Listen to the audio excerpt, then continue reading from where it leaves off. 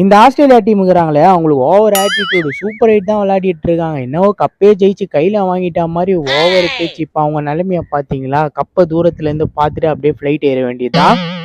பேச்சாடா பேசுன, கொஞ்சம் நெஞ்ச பேச்சா பேசுன. மன்னர் பரம்பரை, மண்ணாங்கட்டி பரம்பரை, நீயே இப்ப மாவு கட்டு பரம்பரை ஆகிட்டாங்க. ஏதோ போன வேர்ல்டு கப்பில் பேட் கமின்ஸ் நான் இந்தியன் க்ரௌடை சைலன்ஸ் பண்ணுவேன் அப்படின்னு சொல்லிட்டு கொஞ்சம் ஓவராக பில்டப் கொடுத்தாரு. அதுவும் நடந்துச்சுன்னு வச்சுக்கோங்களேன். அதுக்குன்னு எல்லா வாட்டியமா க்ரௌடை சைலன்ஸ் பண்ண முடியும்? இப்போ அவங்க சைலண்டாக பேக்கை பேக் பண்ணி கிளம்பினுக்கிறாங்க. வாழ்க்கை ஒரு வட்டம்டா. இங்க ஜெயிக்கிறவன் தோப்பான், தோக்குறவன் ஜெயிப்பான். அதை நீ இன்னும் புரிஞ்சுக்கல. சீக்கிரமே புரிஞ்சுக்குவேன். அதுவும் இந்த ஆஸ்திரேலியா கேப்டன் மிச்சல் மார்ஷ்லாம் மேட்சுக்கு முன்னாடி ஓவர் பேச்சு, இந்தியாலாம் ஒரு டீமே இல்லை எங்களுக்கு அப்படின்ற மாதிரி ஓவர் ஆட்டிடியூடில் வந்தாங்க. இப்போ பார்த்தீங்களா அவங்களோட நிலைமையாக? பங்களாதேஷை நம்பி இருக்க வேண்டிய நிலைமை ஆயிடுச்சு. அதுலேயுமே ஆப்கானிஸ்தான் ஜெயிச்சு அவங்கள ஆப்பு வச்சிட்டாங்க.